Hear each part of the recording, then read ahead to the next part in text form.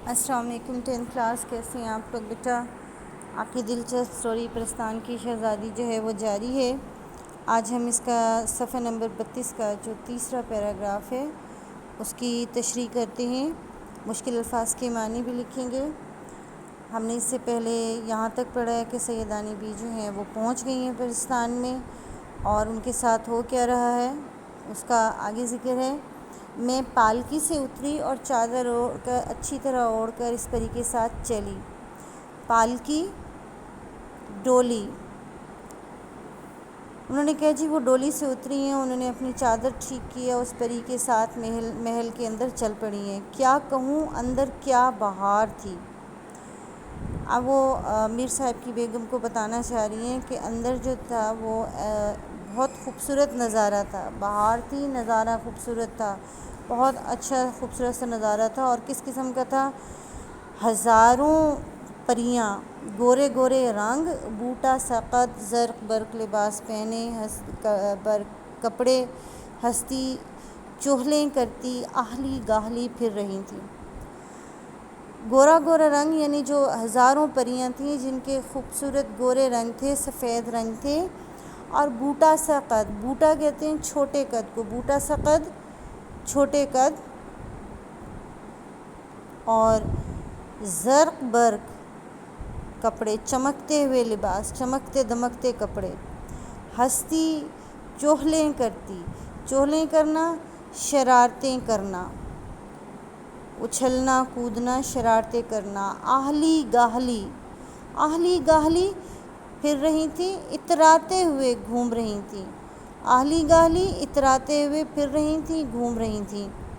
چمن ایسا کہ نہ دیکھا نہ سنا، یعنی ایسا باغ کہ اس قسم کا خوبصورت باغ نہ اس سے پہلے کبھی دیکھا تھا اور نہ ہی اس قسم کے خوبصورت باغ کے بارے میں کبھی سنا تھا۔ اور وہ باغ کیسا تھا؟ ہر درخت کا تنا چاندی کا، سونے کی شاخیں، زمرد کے پتے، پھلوں کی جگہ کہیں لال لٹک رہے تھے، کہیں نیلم، کہیں پکھراج۔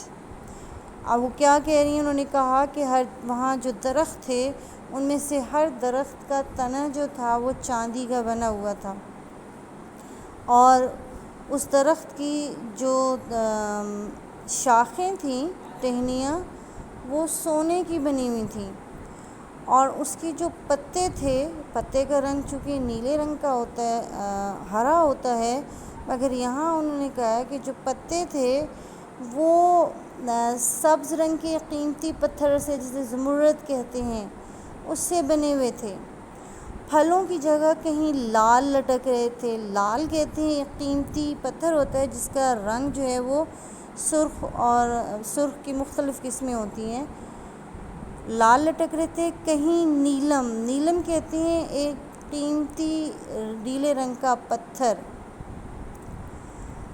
کہیں پکھراج ایک اور قیمتی پتھر ہے، اور پھولوں پر یہ عالم جیسے ہیرے چمک رہے ہیں، اور جو پھول تھے وہ لگتا تھا ہیروں سے تراش کر درختوں میں جڑ دیے گئے ہوں۔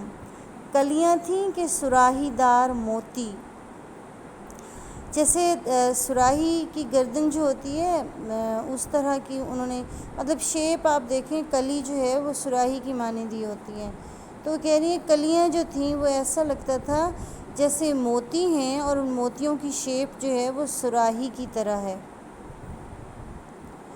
خوشبو سے دماغ مہکا جاتا تھا۔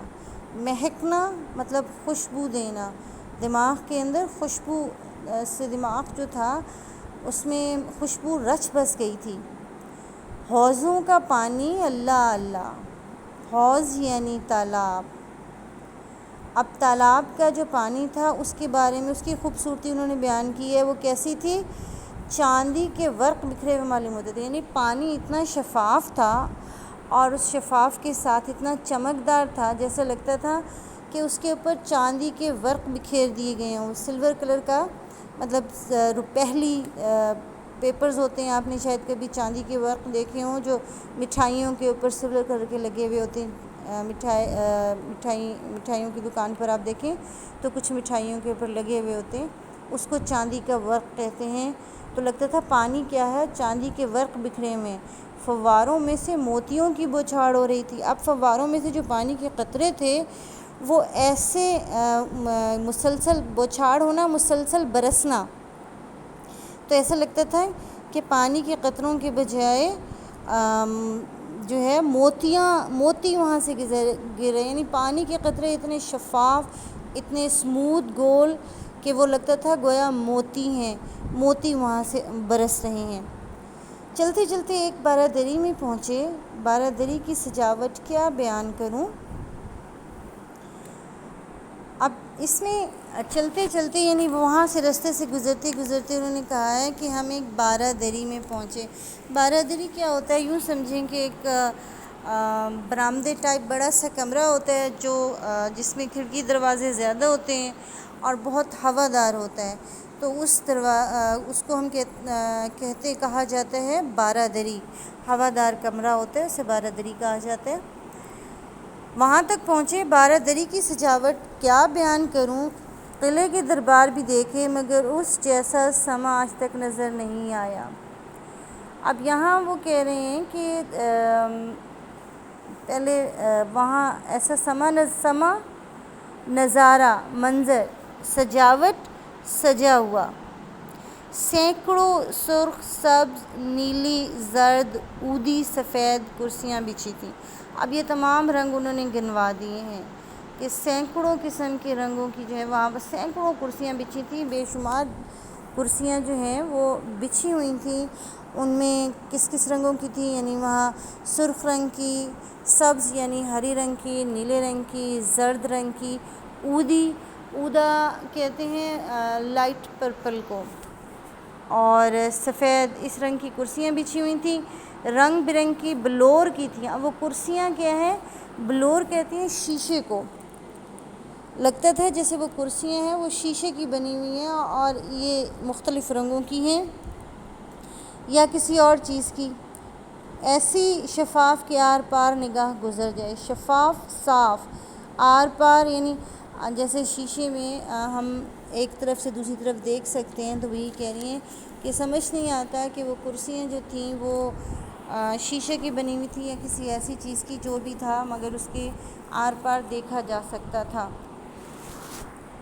اور ان پر حسین حسین پریزاد جگمگاتے لباس پہنے بڑے ٹھسے سے بیٹھے تھے، ٹھسے سے روب سے، حسین حسین، خوبصورت خوبصورت، پریزاد ایکچولی پری کا ہم عام طور پر جن اور پری کر دیتے ہیں مذکر مؤنث میں، لیکن پریوں کا مذکر جو ہے وہ پریزاد ہوا کرتا ہے، تو وہ یہی کہہ رہی ہیں کہ اس کے اوپر بہت سارے پریزاد یعنی مذکر جو تھے وہ پہنے ہوئے تھے، بڑے ٹھسے سے یعنی روب اور دبدبے سے، شان و شوکت سے بیٹھے ہوئے تھے۔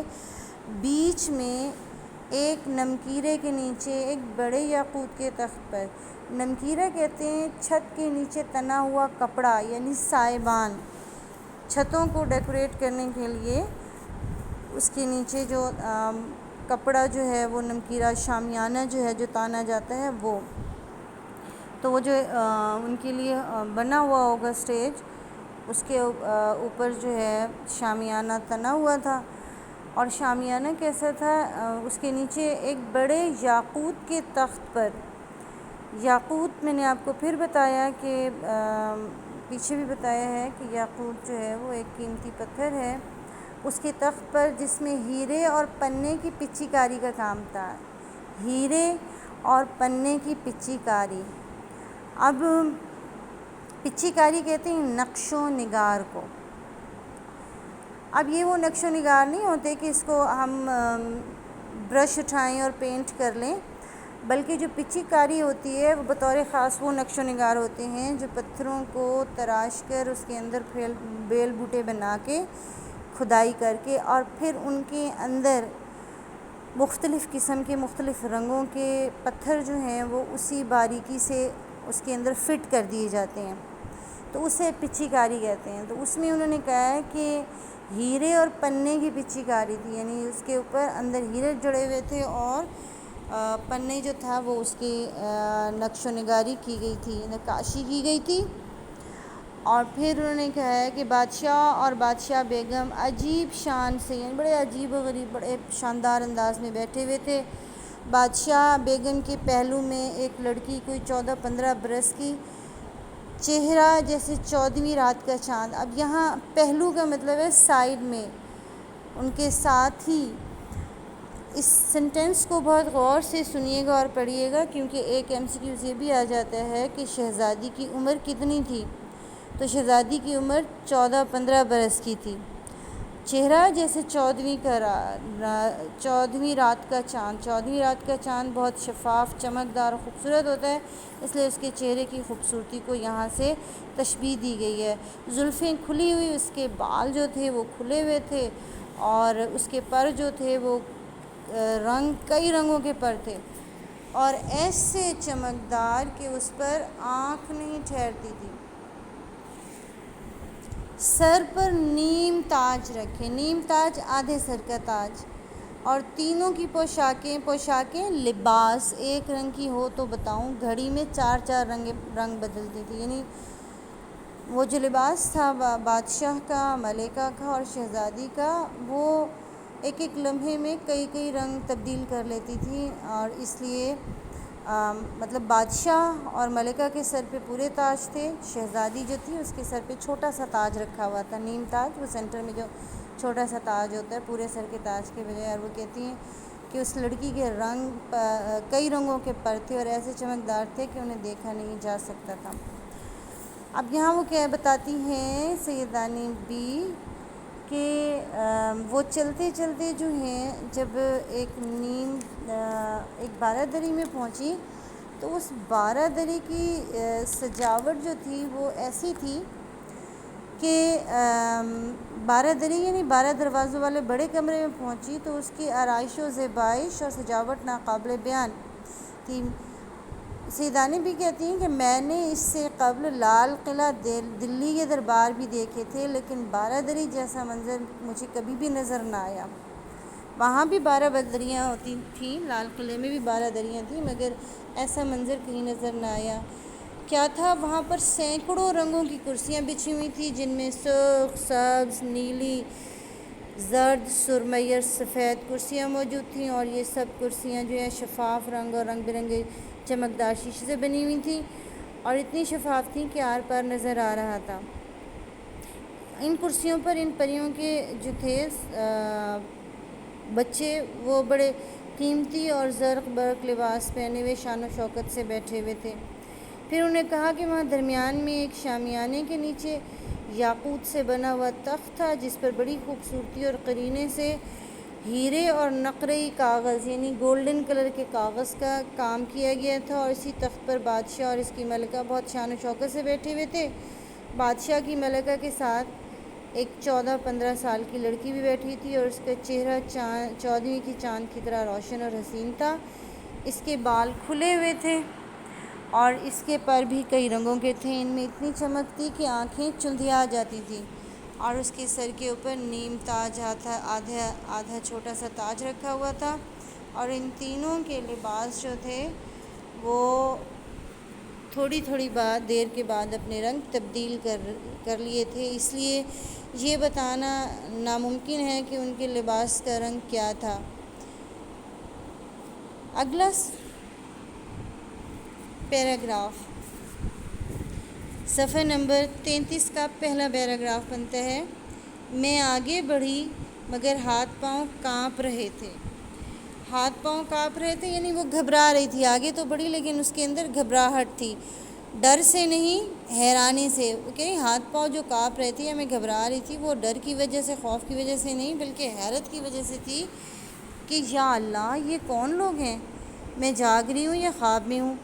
یہ برستان کی سیر ہے، یعنی وہ خود اندر حیران ہو رہی تھی کہ انہوں نے ایسا نظارہ کبھی نہیں دیکھا تھا، اس لیے وہ سوچ رہی تھی کہ میں جاگ رہی ہوں یا سو رہی ہوں یا میں خواب کی کیفیت میں ہوں۔ یہ خواب میں اتنی پریاں دیکھ رہی ہوں، پرستان دیکھ رہی ہوں، اور اگر جاگتے میں کوئی پری یا دیو مجھے یہاں اڑا لایا تو دیکھیے گھر الٹا جانا بھی ہوتا ہے یا نہیں۔ اب یہاں بھی وہ یہی سوچ رہی ہیں کہ اگر مجھے یہاں سچ مچ میں اٹھا کے لے آیا گیا ہے تو مجھے نہیں پتہ کہ میں واپس گھر جا بھی سکتی ہوں یا نہیں، الٹا جانا بھی ہوتا ہے، یعنی گھر واپس جانا بھی ہوتا ہے کہ نہیں۔ یہی بات سوچتے سوچتے انہوں نے کہا کہ میں تخت کے پاس پہنچ گئی، اور بادشاہ نے سیدانی بی کے چہرے سے ان کی گھبراہٹ کا دیکھ کر اندازہ لگا لیا، مسکرائے، اور بادشاہ بیگم نے سیدانی بی سے کہا کہ آؤ سیدانی بی، مزاج تو اچھا ہے، یعنی آپ کی طبیعت ٹھیک ہے، خیر خیریت سے ہیں۔ اور پھر اس نے کہا کہ میں نے سنا ہے راستے میں تم بہت ڈری، یعنی بات جو ملکہ تھی پرستان کی، وہ سیدانی بی سے یہ کہہ رہی تھی کہ مجھے یہ پتہ چلا ہے کہ آپ راستے میں بہت زیادہ خوفزدہ ہو گئی تھیں۔ میں بولی حضور کو دعا دیتی ہوں، حضور ڈرنا کیسا؟ حضور کو دعا دیتی ہوں یعنی آپ کو دعا دے رہی ہوں، اور ڈرنا کیسا؟ وہ تو اللہ تعالیٰ نے مدد کی، نہیں تو جان نکلنے میں کسر ہی کیا رہ گئی تھی۔ اب وہ اپنی خوف کی کیفیت بیان کر رہے ہیں کہ اگر اللہ نے مدد نہ کی ہوتی تو میں واقعی حقیقتاً سچ مچ مر گئی ہوتی، جان نکلنے میں کسر کمی، یعنی تقریباً میں مر ہی چکی تھی، لیکن اللہ تعالیٰ نے مجھے ہمت اور حوصلہ دیا ہے۔ صدقے مولا کے نام پر بادشاہ اور سارے درباری صرف قد کھڑے ہو گئے۔ صدقے مولا کے نام پر، یہ انہوں نے بھی گفتگو کے درمیان کہا ہے کہ اللہ کے نام پر صدقے قربان جاؤں کہ اللہ کے حکم سے دربار میں موجود تمام درباری اور بادشاہ سرو قد کھڑے ہو گئے، سیدھے کھڑے ہو گئے۔ یہ سرو قد نہیں ہے، یہ ہے سرو قد، جس کو ہم عام طور پر سرو کہتے ہیں، چونکہ وہ سیدھا ہوتا ہے پیڑ، اسی لیے اگر کسی کو اسٹریٹنس ظاہر کرنی ہو تو یا اس کے قد کی اونچائی وغیرہ بیان کرنی ہو تو صرف کہتے ہیں، صرف قد، لیکن یہاں اس کی ہائٹ نہیں بتائی جا رہی بلکہ کہا جا رہا ہے کہ وہ سیدھے کھڑے ہو گئے۔ بادشاہ فرمانے لگے، کہنے لگے سیدانی بی تم جانتی ہو ہمارے ہاں اس نام کی کتنی عزت ہے، یعنی وہ سیدانی بی سے مخاطب ہے بادشاہ کہ آپ کو پتہ ہے کہ ہمارے یہاں سیدوں کا نام جو ہے ان کی بہت عزت ہوتی ہے۔ میں نے دل میں خدا کا شکر کیا کہ کچھ بھی ہو یہ لوگ مسلمان اور اب کسی بات کا ڈر نہیں، یعنی یہ سن کر سیدانی بی کے دل کا خوف جاتا رہا، اور انہوں نے کہا کہ میں نے جب یہ سنا تو دل میں اللہ کا شکر ادا کیا کہ کچھ بھی ہیں، جو بھی ہیں، جن ہیں، بھوت ہیں، پریاں ہیں، جنات ہیں، لیکن ہیں مسلمان، جب مسلمان ہیں تو پھر کسی بات کا ڈر نہیں۔ بادشاہ بیگم ہم کو گناہ گار نہ کرو، ایک کرسی کی طرف اشارہ کر کے بولی، بیٹھ جاؤ۔ ہاں تم ڈری کیوں تھی؟ سارے کھڑے ہوئے تھے، سیدانی بی بھی کھڑی ہوئی تھی، تو ملکہ نے کہا کہ ہم کو گناہ گار نہ کریں کہ آپ کھڑی ہوئی ہیں، ہم کو گناہ گار نہ کریں کہ آپ کھڑی ہوئی ہیں، اور ہم آپ کی جو ہے عزت و احترام میں، تو ہم بھی کھڑے ہوئے ہیں، ہمیں اچھا نہیں لگ رہا کہ آپ کھڑی ہوئی ہیں، اس لیے آپ بیٹھ جائیے، اور لیکن یہ تو بتائیں کہ آپ ڈری کیوں تھی؟ تو سیدانی بی نے کہا کہ سرکار ڈرنے کی بات کیوں نہ تھی بھائی، میں اکیلی تھی، ویران اور سنسان جنگل تھا، اور پھر جو میرے ساتھ جو مجھے لے کر آ رہا تھا اس کی صورت تو ایسی ڈراؤنی یعنی خوفناک تھی کہ میرے اوسان جاتے رہے، یعنی میں بس گھبرا گئی تھی اور خوفزدہ ہو گئی تھی اسے دیکھ کر۔ یہ سن کر شہزادی خوب ہنسی اور بولی، اماں بیگم بکر گدھا موا بڑا شریر ہے۔ جب شہزادی نے سیدانی بی کی بات سنی تو کھلکھلا کر ہنس پڑی اور اپنی ماں سے مخاطب ہوئی ملکہ سے کہ اماں جی، بکر گدھا، بکر یعنی بکرا، گدھا یعنی گدھا، یعنی اس کا نام یہ تھا بکر گدھا، یعنی وہ بکرا، پہلے ہم نے ذکر کیا نا کہ اس کا منہ جو تھا وہ بکرے کی طرح تھا، تو اس لیے اس کو بکر گدھا کہا تھا، اس کا یہی نام تھا۔ موا موت کے قابل، یہ ایک وے آف سٹائل ہے، وے آف سپیکنگ ہے، تو بڑا شریر ہے، شریر شیطان، اس نے کہیں اپنی شکل دکھا دی ہوگی۔ سیدانی بھی کہتی ہیں اب میرے پیٹ میں پھر ہول اٹھنے لگے، یعنی میں پھر گھبرانے لگی کہ کہیں یہ ساری صورتیں بھی جو انہیں خوبصورت شکلیں نظر آ رہی تھیں یہ بھی تو نقلی تو نہیں ہیں، اور میں نے بولا کر چاروں طرف دیکھنے لگی، یعنی بولا کر گھبرا کر ان کا، میں نے یہ سوچا کہ یہ جو میرے سامنے موجود ہیں یہ تو سارے نقلی چہرے والے نہیں ہیں کہ فی الحال میرے سامنے جو ہے انہوں نے اپنی شکلیں تبدیل کر لی ہیں، اس لیے گھبرا کر چاروں طرف دیکھنے لگی۔ بادشاہ بیگم سمجھ گئیں کہ شہزادی کی باتوں سے جو ہے نا ان کا دل خراب ہو گیا، خوفزدہ ہو گئی ہیں، اور ہماری صورتوں کی طرف سے کچھ شبہ ہو گیا، صورتوں شکلوں کی وجہ سے شبہ ہو گیا، شک ہو گیا۔ انہوں نے مسکراتے ہوئے کہا سیدانی بھی ڈرو نہیں، ہم سب کی شکلیں اصل ہیں، بلکہ پری زادوں کی ساری ایسی خوبصورت شکلیں، یعنی انہوں نے بتایا ہے کہ پریوں اور پری زادوں کی شکلیں خوبصورت ہوتی ہیں جیسے تم نے دیکھا۔ پھر انہوں نے کہا یہ میری لڑکی سہیل پری نے جس کا ذکر کیا، یہاں لڑکی یعنی بیٹی، سہیل پری وہ جو پری شہزادی بیٹھی ہوئی تھی پرستان کی بادشاہ اور ملکہ کے ساتھ، اس کا نام سہیل تھا، سہیل پری۔ وہ جن ہے، یعنی وہ جو انہوں نے بکر گدھا کہا ہے نا، وہ جن تھا۔ جن البتہ وضع کی شکلوں کے ہوتے ہیں، وضع کی طرح طرح کی۔ خاطر جمع رکھو، اطمینان رکھو، تمہارے سامنے کوئی جن یا دیو بری صورت بنا کر نہیں آئے گا۔ انہوں نے پھر ساتھ میں تسلی بھی کروا دی کہ ایک تو ہم لوگ خوبصورت ہوتے ہیں، پری زاد اور پریاں خوبصورت ہوتی ہیں، اور دوسری جو ہے آپ کے وہ جو تھا وہ جن تھا، ان کی طرح طرح کی شکلیں ہوتی ہیں، لیکن تسلی کروائی ہے کہ آپ کے سامنے کوئی بھی بری شکل میں سامنے نہیں آئے گا، آپ کے سامنے اگر کوئی آیا تو اچھی شکل میں ہی آئے گا۔ ہمارا آج کا سبق یہاں ختم ہوتا ہے، آگے ہم اگلے پیراگراف کی ہم تشریح پھر کرتے ہیں۔ اجازت دیجیے گا، اللہ حافظ۔